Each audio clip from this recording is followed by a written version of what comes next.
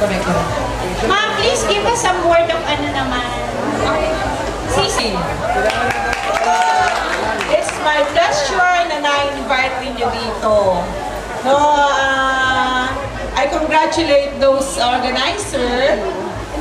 Talagang very, sabi ko nga, tiyaga ang kailangan para makaipon ng isang magandang pagtitipon na ganito. So, natutuwa ako bilang guro nyo na naging parte ako, kami, Miss Banayo, ng buhay nyo, ng tagumpay nyo.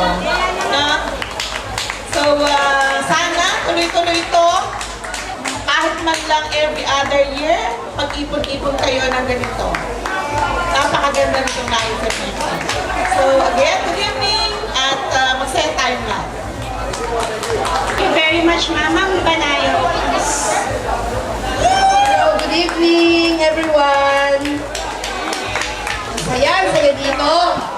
Nakakatuwang balikan ang LCD kasi hindi lang naman kayo yung hindi lang kayo yung napawalay sa LC.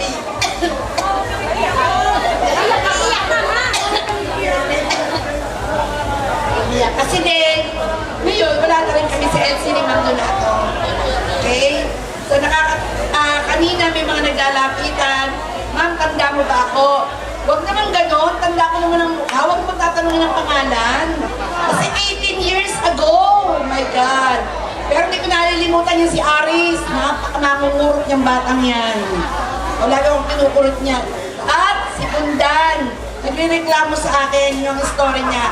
Ma, amulog ako sa iyo sa Star. Pero, matagumpay ako ngayon.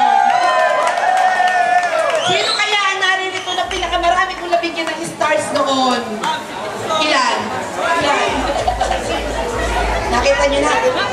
Hanggang ngayon, nagbibigay pa rin ako ng stars. Hindi nga totoo yun. At ikinukwento ko yan sa aking mga estudyante. Kasi ang hawak ko ngayon, mga eduk, mga mag-teacher. So, sineshare ko sa kanila yung effectiveness noong klase ng pagbibigay ng gano'n ng motivation at saka ng reward sa mga estudyante. Proud na proud ako na somehow meron kaming part ni Ma'am Donato sa buhay nyo na daig namin yung ibang hindi nakarating. Hiinggitin namin sila.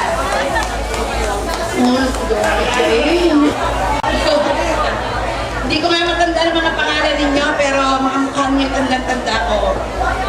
Okay. So, sa susunod yung reunion, sana maalala niyo pa rin kami ni Ma'am Donato.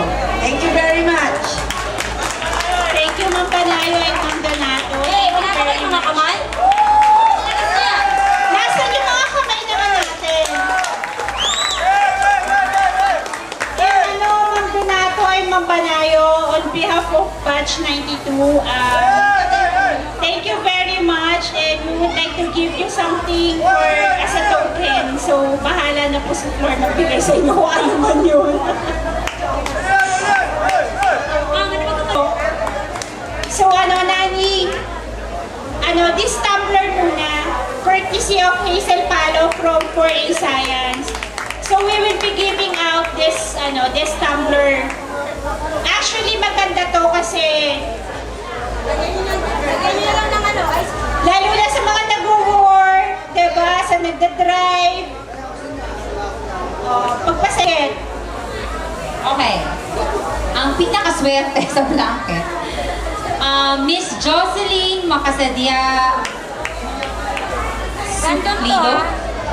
Much for coming. This one is for you. Thank you. Picture.